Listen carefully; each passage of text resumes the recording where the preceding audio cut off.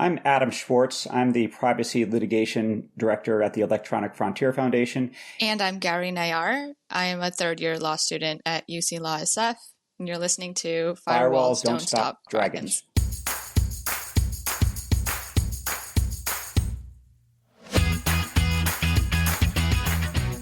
Hello, everybody. Welcome back to Firewalls Don't Stop Dragons. I'm your host, Kerry Parker, and today we have episode 410 for January 6th, 2025. And hey, welcome to 2025. I hope everybody had a really nice holiday break with your friends and or family. I know that I did.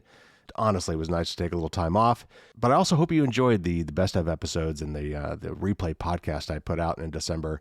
Certainly, if you're not a patron and you didn't listen to the best of the bonus podcast, I would definitely go back and check that out. There's some really great nuggets in there from the last year from the bonus podcast that I do for my patrons. And so if you're not a patron, you would not have heard these things. Definitely check that out. And also my interview with Phil Zimmerman. It was the first time I had talked to him. I think I've interviewed him 2 or 3 times now at this point. But it was the first one. It was many years ago. And it's about how he felt, probably still feels, that we are in the golden age of surveillance. And sadly, it's just as relevant today, if not more so than it was, 6 or 7 years ago when we recorded that. So if you missed that, you should definitely go back and check that out. So a couple quick business items before we get into our podcast this week, our discussion about automated license plate readers. First of all, the annual listener survey is out. It is ready for you to fill in. This is something I do every January, and I've been doing this for a long time now. I've definitely settled into a format that I like, and that, according to your feedback, you guys like too. But nevertheless, I am always open for new feedback and new ideas, and I like to just kind of, take the temperature, take the pulse, once a year or so and get some feedback.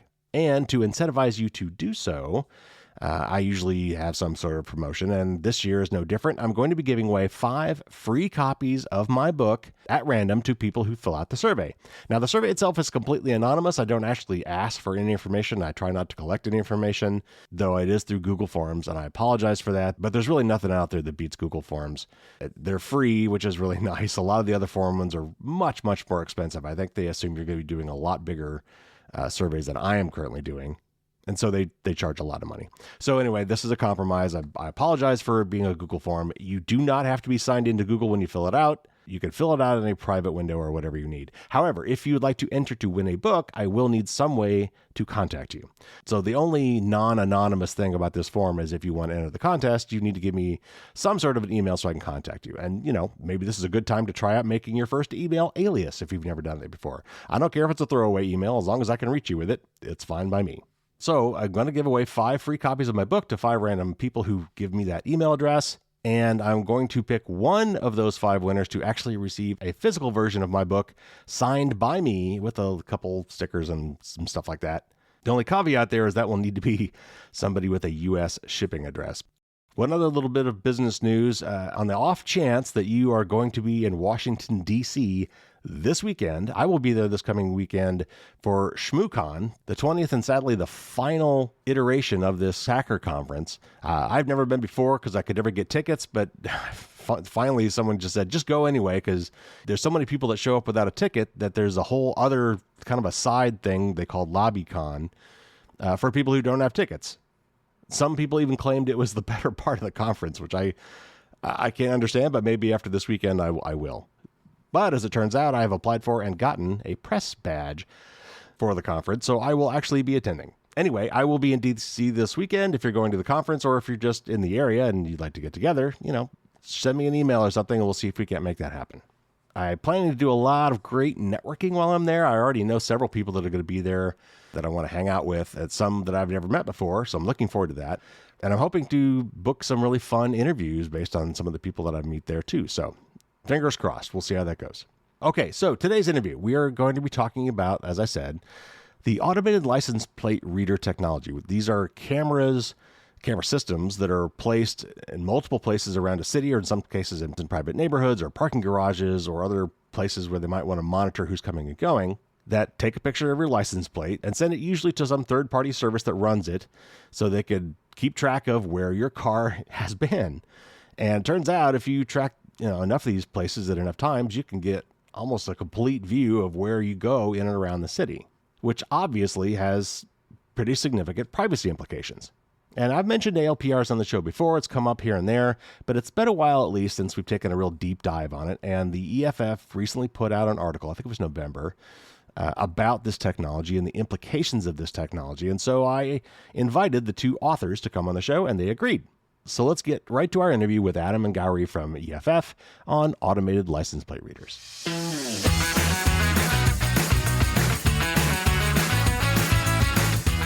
Gowrie Nayar is a third-year law student at the University of California College of Law in San Francisco, whose interests include data privacy, workers' rights, and constitutional law. Welcome to the show, Gowrie. Thank you so much for having me. And Adam Schwartz is the Privacy Litigation Director at the Electronic Frontier Foundation, we had on the show too long ago. Welcome back to the show, Adam. Thanks for having me. So you guys recently did an article about automated license plate readers, and you've got as a lead into this, you've got a wonderful web-based educational tool called the Street Level Surveillance Guide, which I put links in the show notes. You've definitely got to check that out with lots of technologies.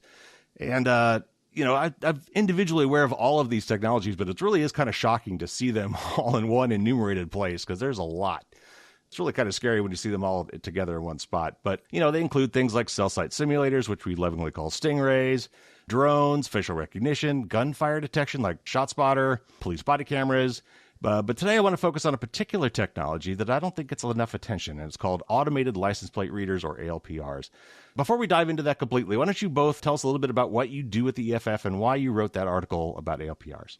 So a longstanding concern of the EFF is that government is using surveillance technologies that monitor us in ways that are dangerous to our privacy and to racial justice and to free speech. And an often overlooked problem is that these technologies also can create physical danger to us in various ways. And so the focus of the article that has come to your attention and brought us here today is that license plate readers regularly lead to police pulling people out of cars, aiming guns at them, putting them, belly down on the parking lot because of mistakes. And so there's a mythology that these technologies, are worth it. They're worth the burden on our privacy because they, keep us safe from the bad guys, but they actually endanger our safety. And Gowrie, how did you come to spend some time at the EFF as an intern and get assigned to this project? Yeah, so I've been interested in data privacy for a little bit now, and I think the EFF was one of the most cited organizations in a lot of court cases that I had to read both before law school and during law school. And when I was scouting around for internship positions, found out that the EFF was in San Francisco. So I was like, it's literally just a bus ride away. I applied, had a really, really productive fall, and worked with Adam on this piece. Did a lot of research for it. And yeah, I also did not know about these until I started working on this project. How do automated license plate readers work? How long have they been in use? What information do they capture? And I'm curious, do part of these systems actually know who's driving the car, or is that a secondary part of the system that looks it up from the DMV or whatever? Yeah, a license plate reader is three technologies in one. Number one, it's a camera that is snapping every license plate that goes near it. And then number two, it is an artificial intelligence that converts the image into a series of letters and numbers that can be read by, a computer. And then number three, it is databases. And there's actually two databases in play. One is that it is making a record of, every plate that went by. And it was this time, it was this place, it was this plate. And also it's the photograph, which might show, a bumper sticker or the face of the person in the car. And there's another database, which is often called a hot list, which is the plates that the cops, for various reasons, are looking for. And I suppose maybe you would say there's a fourth system, which is the two lists talking to each other. The car that just went by, is it on the hot list? And if so, there's some kind of alert that goes to the cops in real time. Here's someone you're looking for. These systems have been in use for decades. I can't say when they first started, but at least 15 years ago, back when I was at the ACLU of Illinois, we were looking at them being used on the highways. When the plate is captured and it's not on a hot list, there's no immediate way to know who this person is. So then you connect up to another database, which, as you surmised, typically is the DMV records of who owns the cars. Interesting. So has there been a recent proliferation of this technology? Has it exploded in use, or has it just kind of generally been growing over time and we're just maybe now paying more attention to it? There is constant growth. I don't know enough to say whether it has been a flat geometry or a curved, whatever you call the other one. I'm not a math guy, but they're rolling out constantly. And we have a service to the world, which is called the Atlas of Surveillance. And just Google Atlas of Surveillance EFF, and you can see for yourself just all the dots on our map of which cities in America that we know of, and there are many more that we don't know of that have the plate readers. Is that crowdsourced? How is that information put into your map? An EFF employee, Dave Moss, also works for the University of Nevada, Reno, where he teaches journalism students how to do studies of surveillance technology.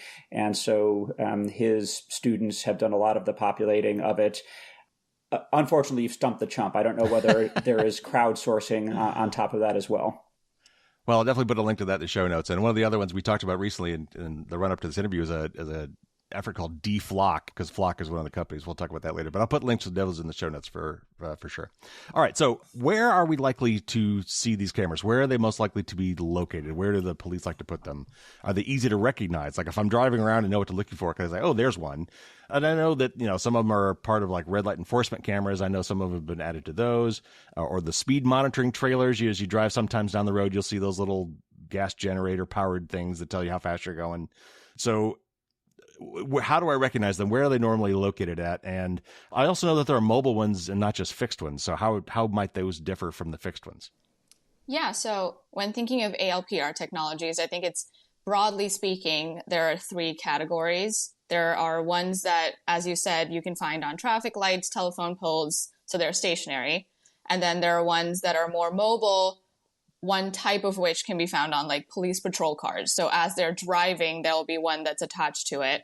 And then another form of a mobile ALPR system is a trailer. So there would be speed or radar enforcement ones that are on the side of the road that when you drive by. But I think for the most part, the stationary ones, they are limited in range as to what they can capture because it's vehicles that pass by this specific area. Mm-hmm.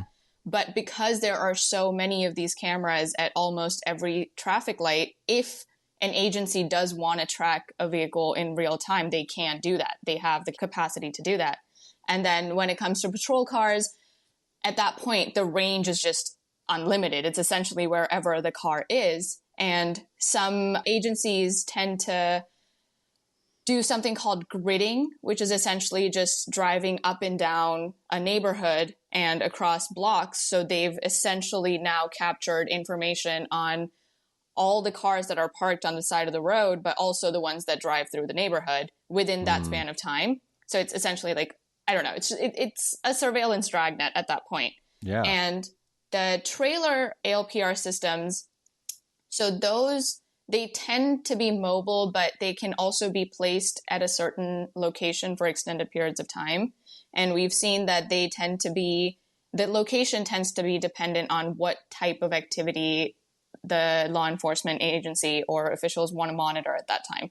So we've seen trailers near gun shows, we've seen trailers near like political rallies, things like that, to monitor that area. But one of the most salient distinctions between the stationary ones and the mobile ones is the range of information that they're able to capture within minutes, if not like seconds. Now, this may be apocryphal, but I swear that I've read articles that say that some of the ways that this information is captured, like a lot of times when cops are patrolling and they're in between stuff, like they're just killing time, that they'll drive through airport parking lots or they'll drive through mall parking lots because there's a lot of license plates there. So maybe they're looking for people or cars that might be stolen or things like that. First of all, do you know that happens? And second, do they ever hire out other people? Like, do they ever like put these on mail trucks or Amazon delivery vehicles or things that, third parties that do a lot of driving around, taxis, Ubers? Do they ever contract this out to just get more data?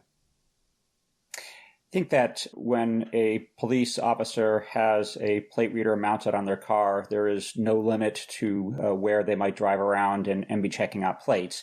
I assume that there's some kind of factors they're assigned to use, including, where there might be more crime or where there might be more cars.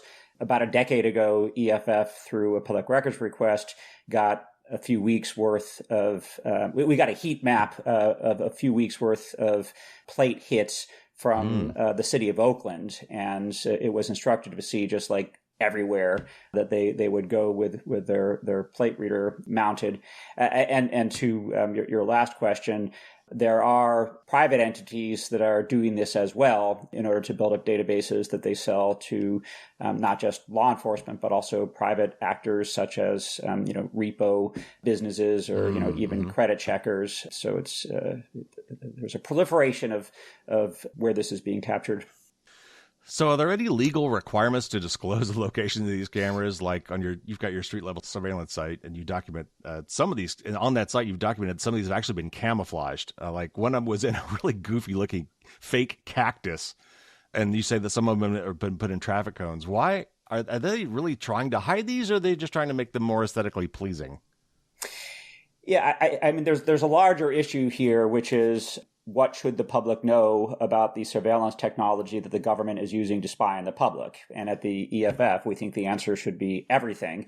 Unfortunately, it often doesn't work that way because the laws are not strong enough, or the police, for one reason or another, are not following the laws. There's a lot of efforts to hide the technology from the public, up to including, in the case of cell site simulators, dismissing charges against defendants because a judge has said, if you want to keep the charge going, you have to tell us what you're doing with the technology, and they don't want to upset their vendors who want to keep the technology secret.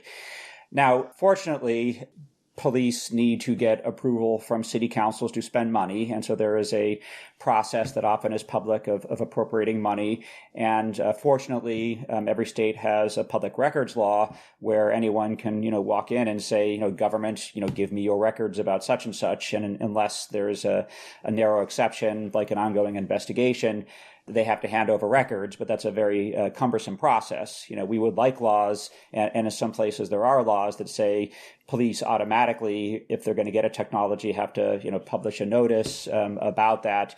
Sometimes there are so-called CCOPs, or community control of police surveillance laws.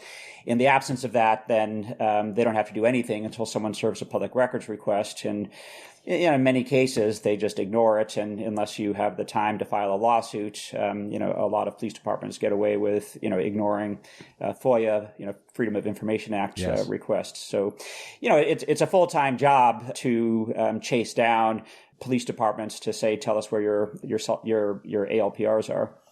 How common are these today? I'm sure that there's probably some cities that got a bunch of them. I've heard some stories about some cities that have dozens of these things all throughout the city. But is that like a case-by-case basis, depending on certain cities that have the budget and the will to do it?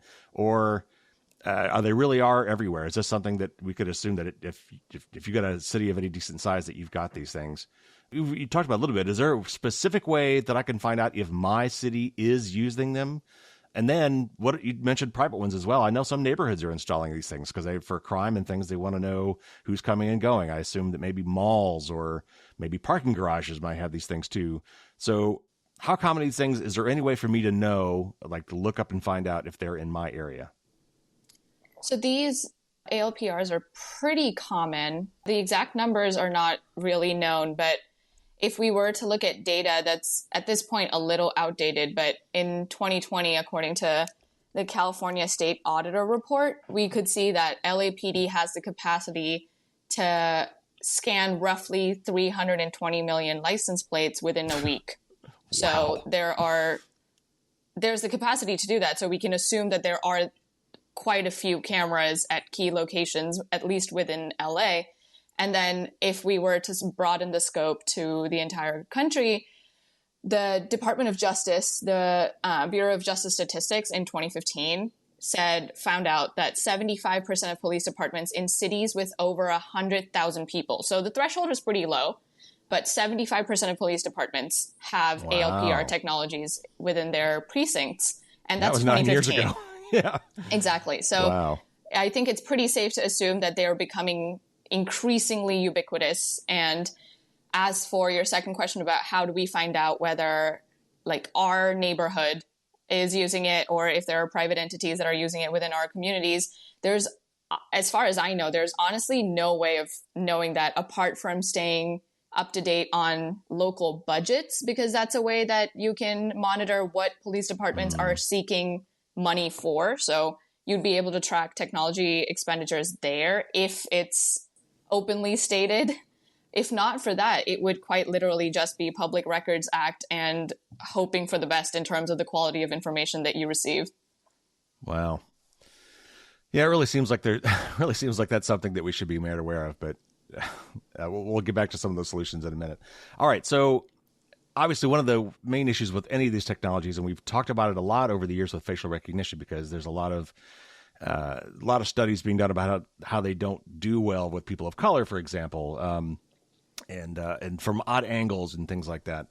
But what about license plate readers? How accurate are these things, and how often do they fail? How do they fail? And what are some of the consequences of failure?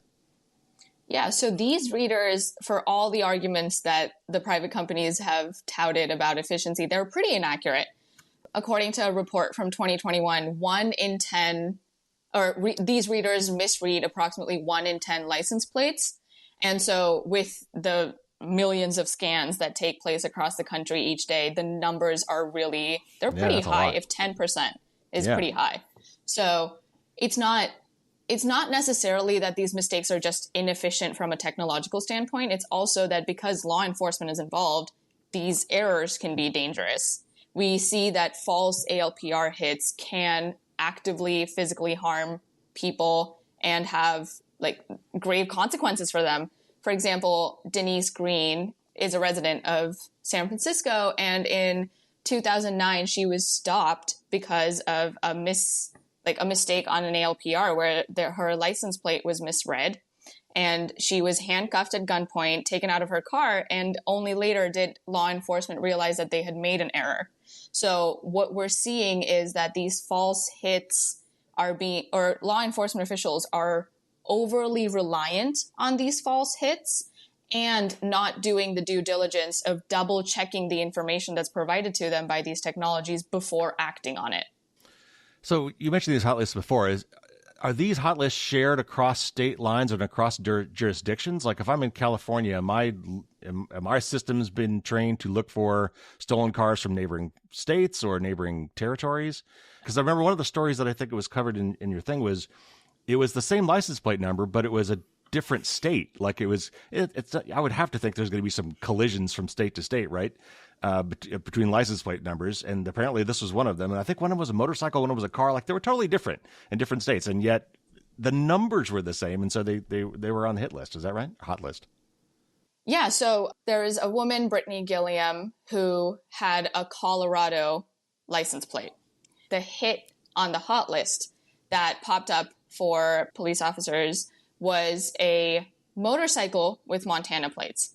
And even before just checking quite literally what type of vehicle they were looking at and what type of vehicle was on the hot list, so not only did they drag Brittany Gilliam out of the car, but they forced her children, her nieces, out of the car, and they quite literally handcuffed them at gunpoint while they were face down on the pavement. Oh my All God. of this before double checking the information that they were relying upon. So what we're seeing here is not only like over reliance on information, it's just basic due diligence not being carried through. And it's very important to also keep in mind that once this is in the hands of law enforcement, disparate impact is very common. Brittany Gilliam is a Black woman. Her children were Black children. We were seeing excessive force being used in a circumstance where all they had to do was double check the type of vehicle and they would have known that this was a mistake. So, Carrie, to the other part of your question, which is about hot list management and movement state to state, the answer is that there's every conceivable pattern. There are some police departments that just have their own hot list and don't share it and don't run others.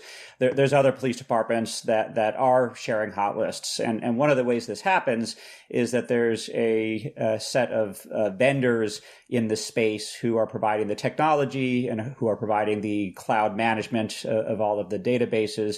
One of the big players in this space is a company called Vigilant. And what they literally do is have a list of all of their clients, which is, thousands and thousands. And each of the clients can see the list of the other clients and check boxes, at which point they are sharing their hit list with others and receiving hot lists from others. And so depending on which boxes are being checked, you could end up with, police officers in Maine seeing that a car wanted in, Alaska has gone by. Every which thing can happen here. All right. So I got to ask, where is all this ALPR data being stored? Like, how long is it being kept? Who has access to this data? Is this access being controlled? Is it encrypted? What do we know about that? Yeah. So as Adam mentioned, companies like Vigilant and also Flock, these are private entities, and these databases are usually maintained and run by these companies as centralized databases. So law enforcement agencies can get subscriptions to the cloud service where all of the data is being stored and just run searches or get information as they need it. The thing is, we are not entirely sure what security measures are in place. And although Flock says that they get rid of information every 30 days, I think the ACLU has found that there have been instances where they've retained like millions of records for 5 years or beyond. So the 30-day timeline, I'm not sure how accurate that is, even though Flock touts that. And then as for the security measures that are in place for the databases and the data itself, again, we're not entirely sure what's in place, but what we do know is that there have been circumstances where the security has been compromised. So in 2015, Boston's ALPR network had a compromise where all of their information was exposed on the internet.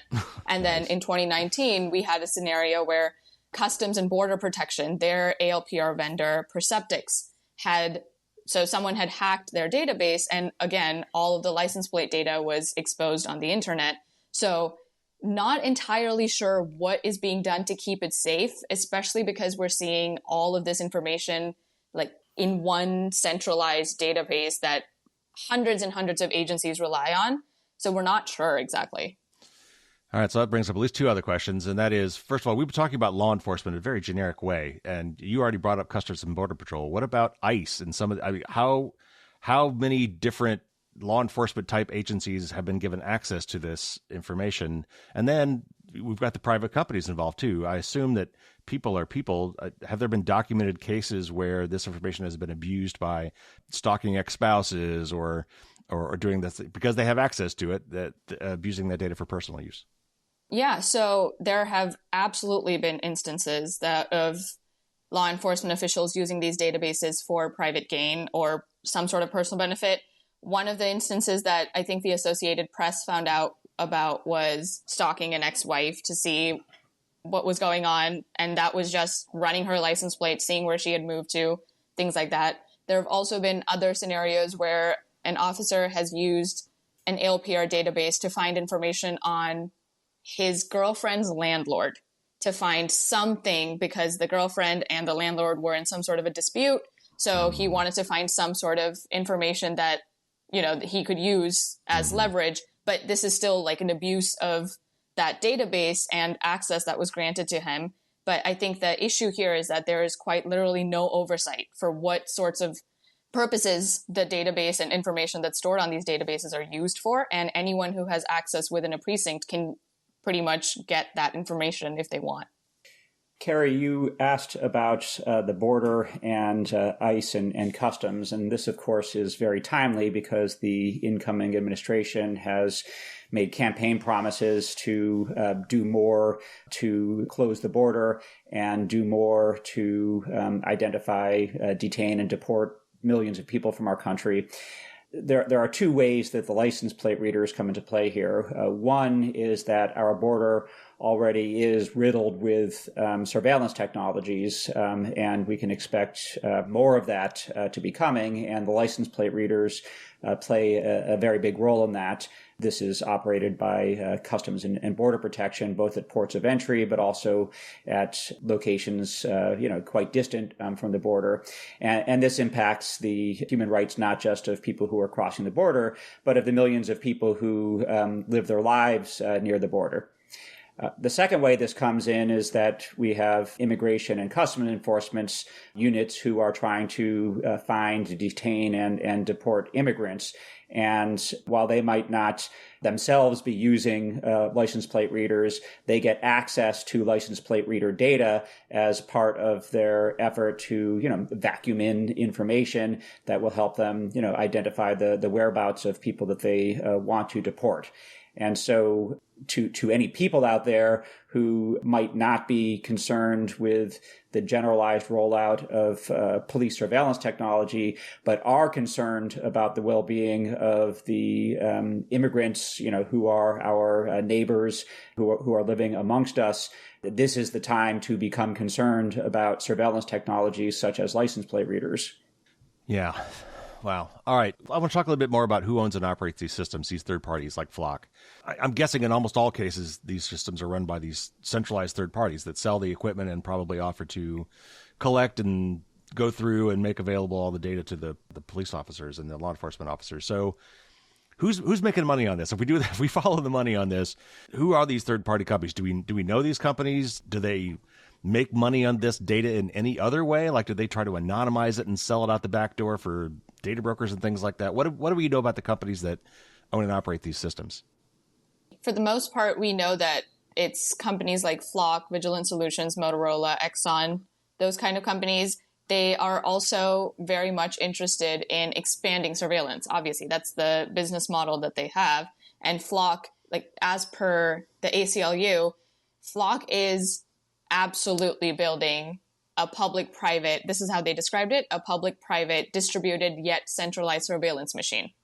So with more precincts picking up Flock cameras, with more HOAs wanting Flock cameras in their neighborhoods to prevent crime or deter crime, we're seeing that there's this weird sort of confluence of a capitalist business model that promotes increased surveillance. And that seems to be the crux of most of these companies. But if Adam wants to take it from here. No, that's all correct. I would just add that there was a kind of younger, more naive era where the profit center was selling cameras and hardware. I think more of the money is being made now on amassing the data. Private data about people is the new oil that people are getting rich on, and so there in some cases are the companies giving the cameras to police departments at lower prices because the police departments essentially are doing the job of the companies of amassing the data that ends up in the company databases. Wasn't there actually I think there was a case in Texas many years ago where the red light camera vendors were getting a cut of the ticket of the tickets against the cars, and I think that went to court and was deemed a conflict of interest. Do you remember that story? Yeah, that's interesting. It definitely is the case that for some police departments, the license plate readers became a profit center. So they would identify traffic scofflaws, they would stop them, not because they're violating a new traffic offense, but because they had violated an old traffic offense, and they try to collect on the spot. It might be the case. I cannot confirm or refute that some of that revenue was going to the vendors. Definitely part of the story is when we talk about police surveillance technology is an entanglement of interests between the vendors and the police. And so as EFF has reported on its website a lot over recent years, there have been unseemly ways that police departments have encouraged members of the public to get doorbell cameras. Yes. And there has been, entanglements between police departments and those vendors that, just police should be giving advice based on public safety and not the, financial interests of the department. That's actually a really interesting angle to all this, because I think I know that the police departments were, like as you alluded to, were not giving away, but I think they actually were giving discounts on Ring doorbells to people in certain neighborhoods because they wanted to help monitor crime, and it was an anti-crime thing. I think even Flock, one of their kind of marketing things was to eliminate crime. Like, wasn't that one of their marketing ploys? Like, with the systems, we're going to eliminate crime by some certain date. And this is, now that this is all cloud-based and interconnected, I can't imagine it's going to be long before these companies are going to be contracted with things like Ring Doorbell and any other public webcams to say, hey, if you give us your feed, maybe we'll get you a discount or we'll cut you in on this, because then we'll feed it all into our massive AI database where we can look for even more license plates. The profit angle of this is really kind of creepy. Is it not? Yes. I mean, they're a big theme for the EFF is the surveillance partnership between corporations and law enforcement. And, it's scary enough when a corporation for profit is spying on us, or when police officers, in the name of solving crime, are spying on us. But it becomes 10 times scarier when it is the same surveillance program. Yeah. Okay, so this is a question that I really wanted to understand the answer to. What, especially today when we've got monitors and sensors and cameras everywhere, what is our expectation of privacy? What should it be today in public spaces? And I'm specifically interested to know, what is the legal basis for that? Is there, because I've heard people argue, like, and I think even law enforcement is like, once you're in public, like if you're out in a park or walking down a public street or even walking on the sidewalk in front of your house, which is public access, your right to privacy is gone. The classic example is once you put something in your trash can, it's no longer private. You've kind of given it away. And I don't think in a lot of cases it's illegal to go through someone's trash. Maybe I'm mixing up some legal stories here. But when we're in public today with all these sensors around us, do we have any legal expectation of privacy? So I'll get to the law, but I just want to talk about just, human rights. We live in a world where there are many, many technologies that can see everything we are doing in public, everywhere we've been, everyone we've been with, everything we are doing, whether it is face surveillance or license plate readers or credit card records or phone pinging, whatever it is. And it truly is Orwellian to put forward the idea that, our lives and dignity are naked before this, omnipresent eye of Sauron. So it just cannot be that, you walk out the door and, tough noogies, the corporations and the government can watch everything you do. Now, fortunately, this, basic, obvious idea that I think is clear to more and more people has been picked up by lawmakers and by judges. There has been a constitutional reformation, I would say, in recent decades by the Supreme Court about what the Constitution means for our privacy in public spaces. And so there's a very important lawsuit called Jones, which was around 2010. I'm probably getting the year wrong, but it involved police putting a chunk of GPS hardware on someone's car to watch everywhere it went for a few weeks. And then there's a case called Carpenter. Again, I'm botching the date, but it's somewhere around 2016. And that was cops going to the phone companies and getting the cell site location information, the constant pinging between your phone and all the cell towers over a period of weeks. And in both cases, the Supreme Court said those actions are such an intrusion on people's privacy, even though they are in public, that there are constitutional limitations on government access to that information. And the thing that is critical about both of those technologies, the GPS device attached to the car and the cell site the cell site location information is, and this is a critical word, the pervasiveness of the technology. It is automatic. It is everywhere. It is effortless. It is cheap. and that this is just, utterly unlike, the 20th century, where if the government wanted to know this about you, they would have to hire 3 police officers on 8-hour shifts to follow you around. Right. And so just like the sheer expense of doing this was itself a practical limitation on the government's ability to spy on the public. So like the Stasi, in East Germany, they had like 1 in 5 members of the public, doing the spying in order to like erect a police state. But now with surveillance technologies, you can do this for like a teeny tiny fraction of the person power and the expense, and have a much more effective program of surveillance. And so both in just like common sense, what are our human rights, and in the way that, the U.S. Supreme Court has interpreted the laws, it is absolutely the case that when you walk out in public, you continue to enjoy privacy from intrusion by these pervasive automated surveillance technologies. Is that a clear legal precedent, or is there, like a lot of these things, like whether or not they can compel you to give a PIN code for your phone or whatever? I've seen, depending on what district you're in, they've ruled it either way. I haven't seen it gone all the way to the Supreme Court where it's definitively like, yes, this is the way it is. So are you saying that that is definitely the case that at the highest levels of legal precedents in the United States that we have recognized that there is a fundamental difference between human surveillance and digital surveillance? Is a categorical difference in type? Yeah, now I don't want to oversell this. So what we have is the court saying there are 2 forms of surveillance technology that are so pervasive in their power to automatically keep track of people's whereabouts that the intrusion on privacy triggers constitutional protection. And those are the GPS device on the car and the cell site location information over a period of weeks. The open question that judges across the country have been grappling with in the decades since then is, well, what other technologies trigger the same protections? Mm-hmm. And so there are, for example, to what we're talking about here, many, many lawsuits that are grappling with whether or not the license plate readers have hit the level of pervasiveness of keeping track of people. Now, lower court decisions have generally, from our perspective, been going the wrong way on this.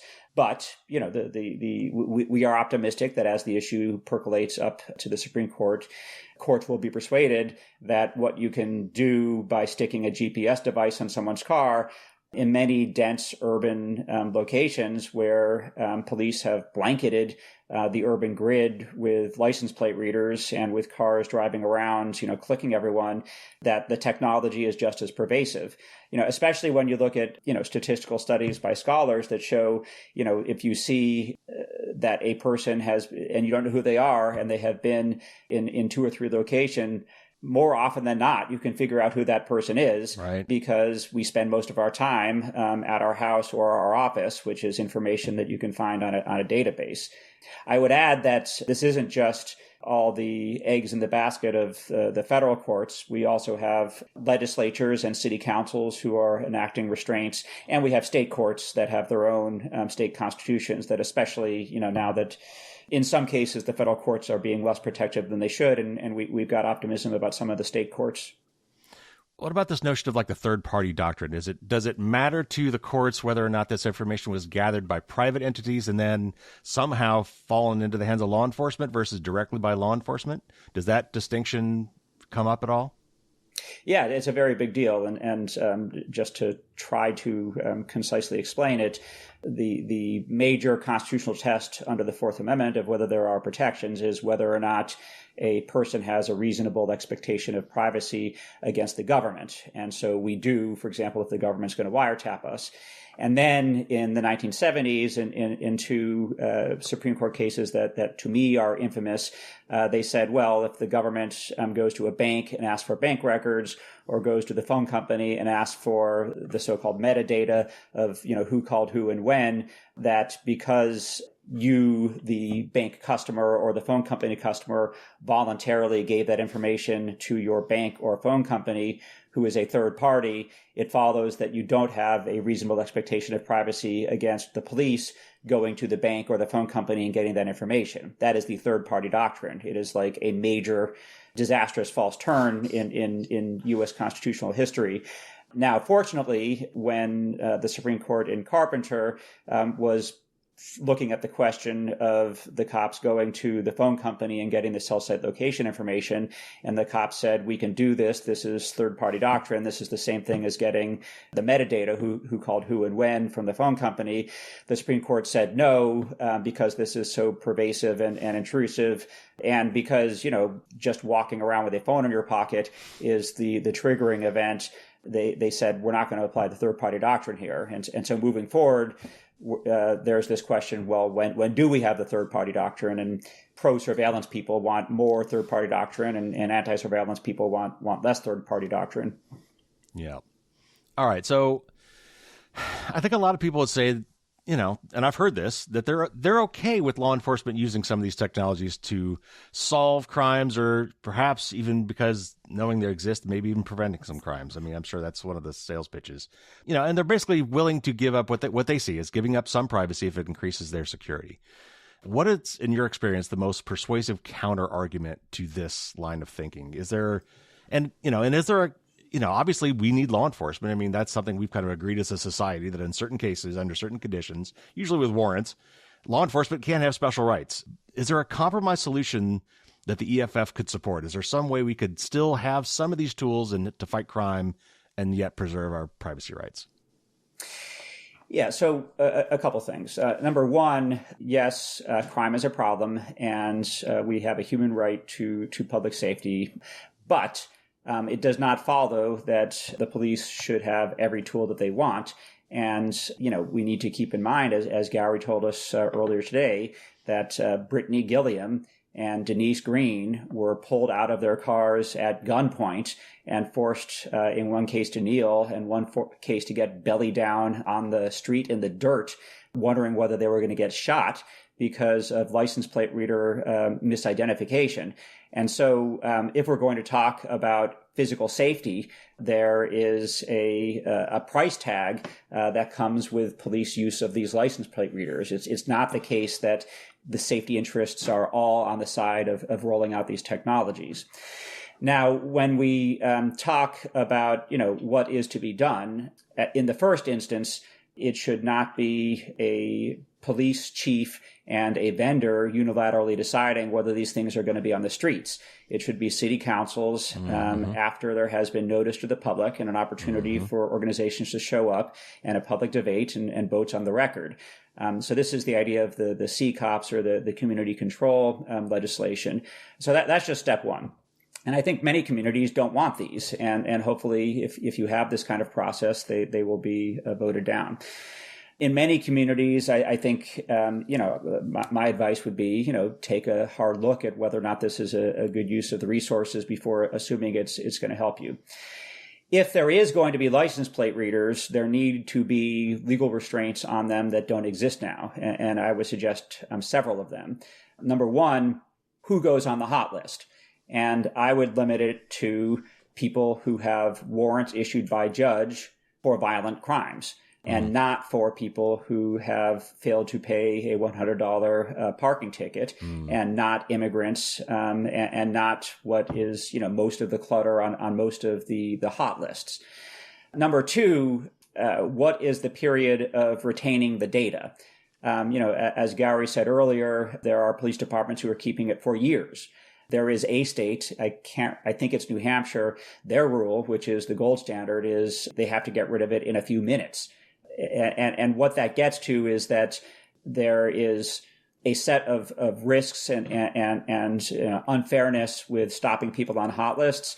But what is infinitely more unfair and hazardous is the government keeping a record of where people who are known to them to be utterly unsuspicious, just in the hopes that if they, keep this information long enough, some crime will turn up. It's the equivalent of taking, DNA from everyone at birth because they might commit a crime later on, right. And you'll want to have that in your database to, in the name of public safety. Okay, so number one, hot list reform. Just, people wanted for violent crimes with a warrant issued. Two, retention period. And it ought to be, don't retain it at all, but at the very least, get it down to days and weeks and not months and years. Number three, assuming you have historical data, if there's been a crime and you want to investigate, what do the police have to do to get that historical information? And the status quo is nothing, or just, a sergeant signs off that there is an investigation. What there ought to be is a warrant requirement in order to get your hands on this, very sensitive information. The same as you need to get a warrant in order to, say to the phone company, give me all the cell site location information. And finally, there needs to be limits on disclosing it. Now, this is a corner where California has a very good law. It's known as Senate Bill 34.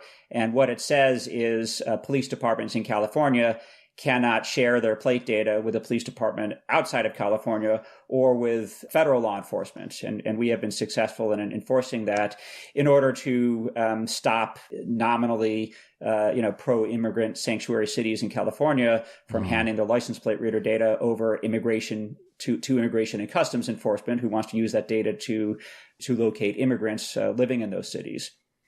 A lot of this, I think, comes down to people being people and having policies and laws in place that make sure that people don't abuse this technology.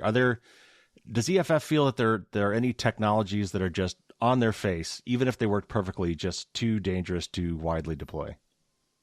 Yeah, that's a great question. I want to preface this by saying that, EFF, we are technology optimists. Our mission statement is that we want to ensure that technology advances freedom, justice, and innovation for all of the people of the world. And so we generally take the approach of let's look at the technologies one by one and figure out what uses are appropriate and put in, the appropriate safeguards. That said, there are technologies that we think are so inappropriate in some cases that there ought to be a ban. And so one of them is facial recognition used by law enforcement. It should be off the table. It is so toxic. They are the modern lantern laws where people of color used to have to walk around in the city streets carrying a lantern at night so that law enforcement could know who they are. And that's what the face surveillance technology has been turning into in our society. Another example of where we, are abolitionists is we don't want corporations to be using online behavioral advertising, slinging content at us because they've been surveilling over time, what we're clicking on and what we're liking and whatnot. There are other examples where we end up on the abolition side. I would say in general, we are more often supportive of efforts to regulate. And an example of that is what I said about the plate readers. Like, it should require the city council, after listening to the public, to decide whether or not to use this. And often the answer will be no. And if they do use it, there need to be very, very strong limitations, warrants and the like. All right, Adam, I'm curious. Has there been any outreach either from you to law enforcement agencies or vice versa, saying, hey, we're thinking about deploying this technology, or we're going to deploy this technology. We'd like to get input or feedback on this. We want to do it the right way. Has that happened at all? Is that a thing? That is occasionally a thing. And I think it is appropriate. I mean, we don't necessarily want police using these technologies, but if a police department is going to roll out a technology, what they ought to be doing is hearing from a broad sector of institutions about what the risks are.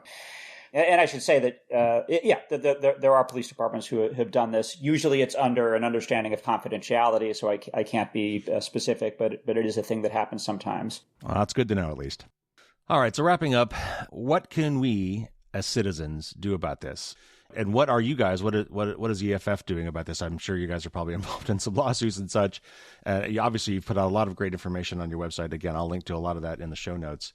And maybe a little tangentially, what can we do to stop the whole corporate washing of their, the third party data of Google, their geofences and Ring doorbells and fitness trackers and LexisNexis and all these other third parties that are gathering and selling this information too? What are some solutions? What can my listeners do to try to rein some of this in, or maybe talk to their politicians? And then again, what is EFF currently doing about these things? Yeah, I would say there's three major things that we urge, every audience who is concerned about these issues to do. I think the first is to be informed, and there are many, many excellent organizations with a lot of content, including the Electronic Frontier Foundation, EFF.org. We have a blog that publishes basically an article a day on every conceivable aspect of digital rights, including but not limited to police spying technologies. Number two, we urge people to practice surveillance self-defense. So, have a password manager and, go to your phone settings and turn off the advertiser ID and, use Signal. And three, we urge people to be supportive of legislation and other legal limitations on how governments and corporations are using these technologies. And so just like one example of what people could do, our website, EFF.org, has an action center that you can sign up for. And, you'll get, weekly or monthly an email that's like, here is a bill. Now is the time to, go to this, email location and tell this legislator to support this bill.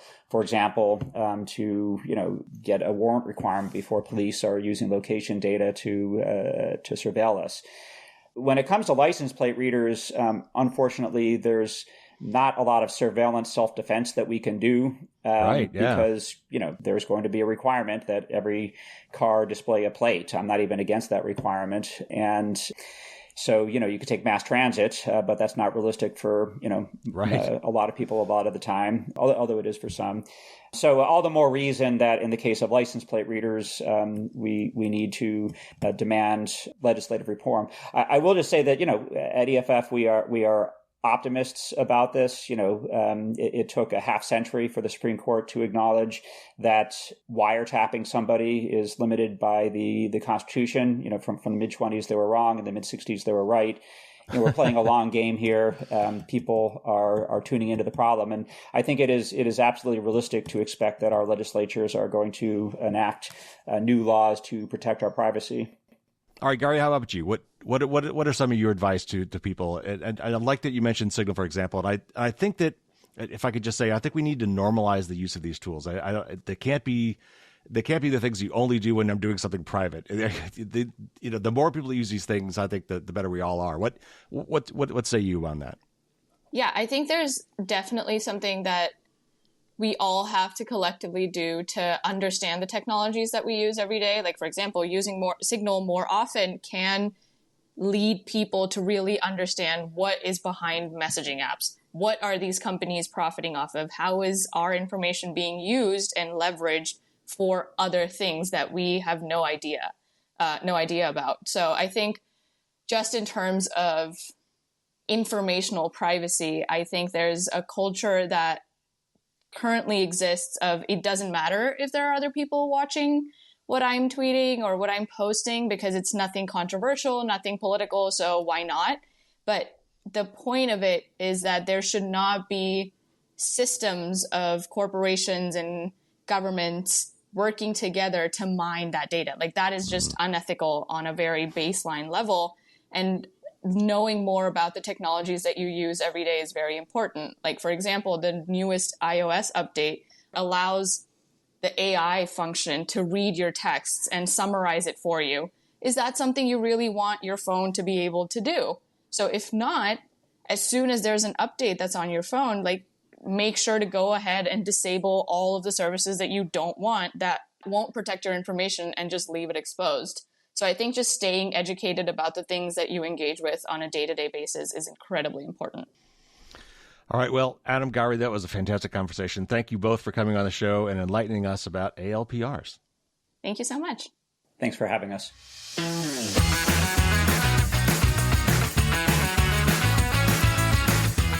Big thanks again to Adam and Gary for coming on the show. That was a fantastic topic, and one that I think kind of flies under the radar, so to speak. It's something that a lot of us are not really aware of, and I really kind of wish that these things were more obviously visible in the world around us, but they can so easily be hidden, and sometimes they actually are hidden in things.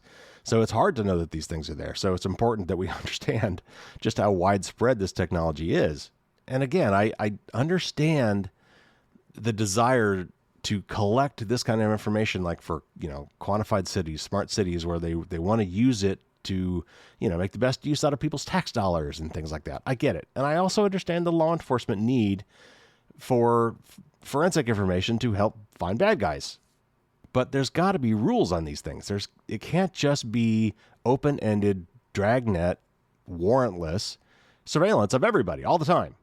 And we've also got to have some sort of regulations, laws, guidelines, limitations in place for these third-party services who are collecting massive amounts of information about us and collating it and then packaging it and selling it to pretty much anybody who wants to pay for it. So I wanted to bring back something that Adam made a glancing reference to. And Adam mentioned that the Customs and Border Protection used surveillance tech at locations quite distant from the border. And I've mentioned this before, but I want to make sure I bring it up again in case you missed it. What he may have been referring to is that for the purposes of defining the areas under which the Customs and Border Protection, or CBP's, search and seizure powers, which are extensive, by the way, your rights when you're crossing the U.S. at the border and coming into the U.S., even as a U.S. citizen, are significantly reduced compared to where they are not at the border. But what a lot of people don't know is that the definition of near the border is pretty loose. In fact, there's a 100-mile border zone, and not just the political borders, between Canada and the U.S. or U.S. and Mexico. They're also at the coastline. That is considered a border, right? I mean, it is a border. And the ACLU actually did the math on this. Like 2/3 of the U.S. population live within this quote-unquote border zone, which is kind of frightening. I'd link to an ALCU article about the border zone in the show notes if you're curious to look into this more. But I think that's what Adam was referring to there. So thanks again to those guys for coming on the show. Very interesting technology and something that we all need to be aware of. And if this is something that concerns you, you should absolutely talk to your town council, maybe, try your first Freedom of Information Act request to find out what your locality is doing with respect to deploying this technology. But if nothing else, be aware of this stuff so that when it does come up, you will have an informed opinion.